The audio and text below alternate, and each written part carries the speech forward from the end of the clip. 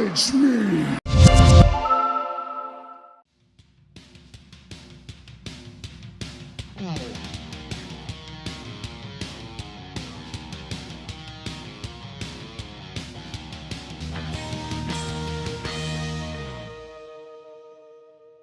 Allez, salut à tous et bienvenue sur InfoCatch. Allez, on est parti donc pour les news WWE. Voici le sommaire. On va parler donc de Aalyah Mysterio. On reviendra sur la blessure donc de Bronson Reed. On parlera donc des plans qui étaient prévus de base pour WrestleMania 42. On reviendra sur l'homme masqué. On parlera donc de Trick Williams et on conclura cette vidéo news avec le cas donc de Brock Lesnar. Pour cette première news, parlons de la fille de Rey Mysterio et la sœur de Dominique.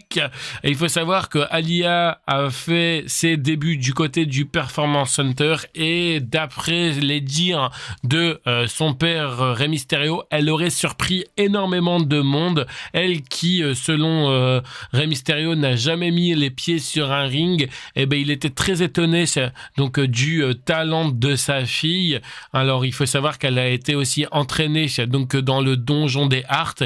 Et j'ai envie de te dire, si papa et ton frère est dans le catch, et lance-toi aussi. Si tu te sens de te lancer, j'ai envie de te dire, lance-toi. Donc on verra bien si dans les prochains mois ou dans les prochaines années, on verra Aalyah du côté de la WWE. On avait déjà vu des segments avec Aalyah où justement elle avait giflé son frère Dominique. Puis il y avait eu aussi un segment où elle était en couple avec Buddy Murphy. Bref, là en tout cas, elle reviendra à la WWE si elle revient en tant que catcheuse et on verra bien en tout cas ce que ça peut nous donner. Est-ce que Rey Mysterio a raison ou est-ce qu'il en fait un petit peu trop parce que c'est sa fille? J'ai envie de vous dire que l'avenir nous le dira.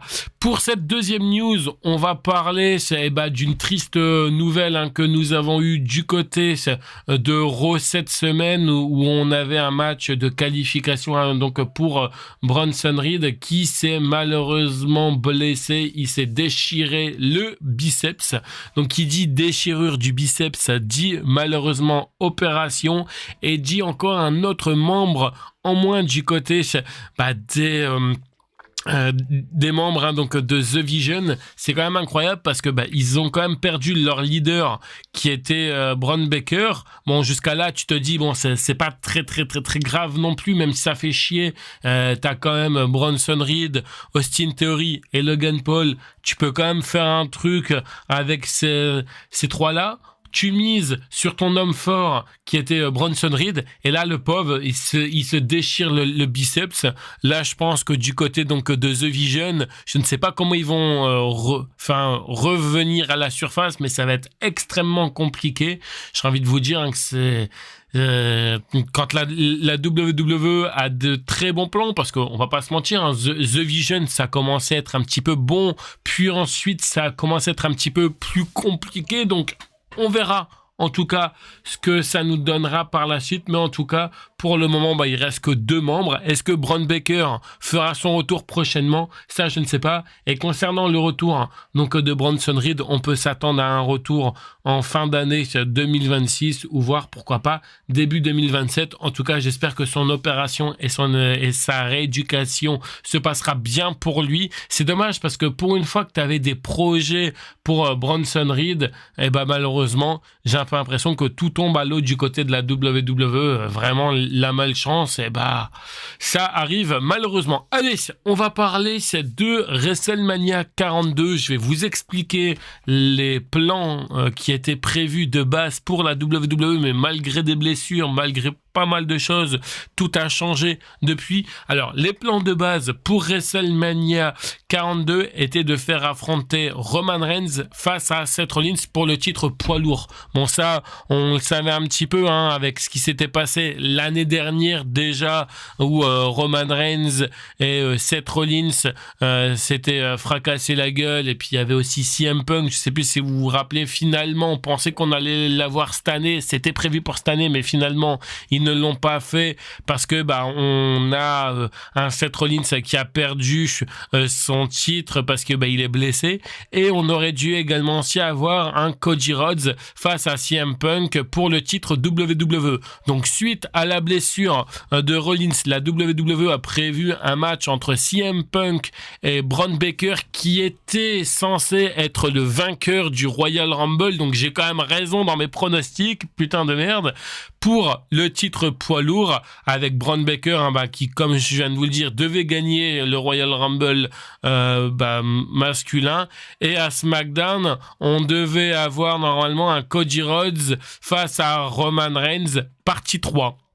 Mais comme on a vu que Braun Baker s'est fait attaquer du côté du Royal Rumble, on n'a pas fait ça. Et d'ailleurs, pour les gens qui se demandent pourquoi Braun Baker s'est fait attaquer du côté du Royal Rumble et n'est pas revenu, en fait c'est juste tout simple, c'est pour que la WWE nous mette un match entre Braun Baker contre Seth Rollins du côté donc de WrestleMania. C'est pour ça que là on bascule tout de suite sur la news concernant l'homme masqué.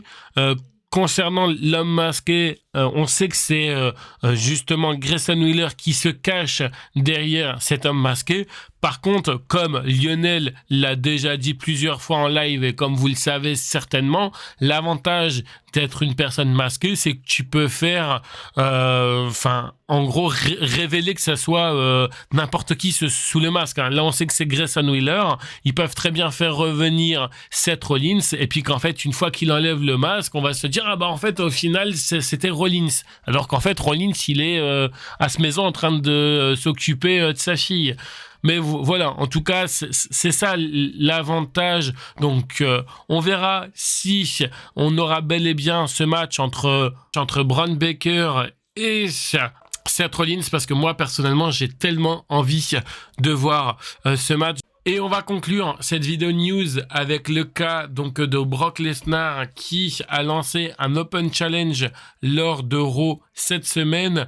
Vous le savez, Paul Heyman a pris la parole et nous a expliqué que comme Brock Lesnar n'avait pas de match du côté donc de WrestleMania, lors de ses prochaines apparitions lors de Raw, il souhaite affronter quelqu'un qui aura les couilles pour affronter Brock Lesnar. Et il faut savoir que normalement l'idée de base était de faire affronter LA Knight contre Brock Lesnar, mais apparemment les plans devraient changer pour cela, parce que oui, suite à l'élimination donc de Oba Femi du côté du Royal Rumble par Brock Lesnar, et suite également aussi au fait que le public a acclamé le nom donc de Oba Femi, on pourrait partir pour WrestleMania 42 entre Oba Femi d'un côté et Brock Lesnar de l'autre. Autant vous dire que ce face-à-face, on l'a eu très rapidement du côté du Royal Rumble,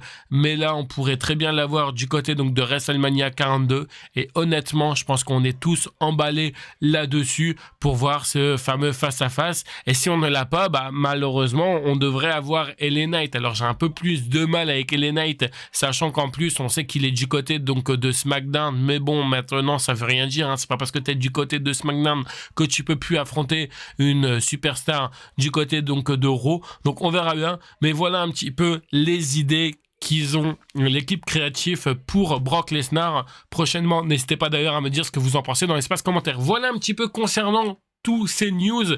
J'espère en tout cas qu'elles vous auront plu. N'hésitez surtout pas, comme je vous le dis habituellement, de vous exprimer dans l'espace commentaire. Est-ce que vous étiez au courant de certaines choses ?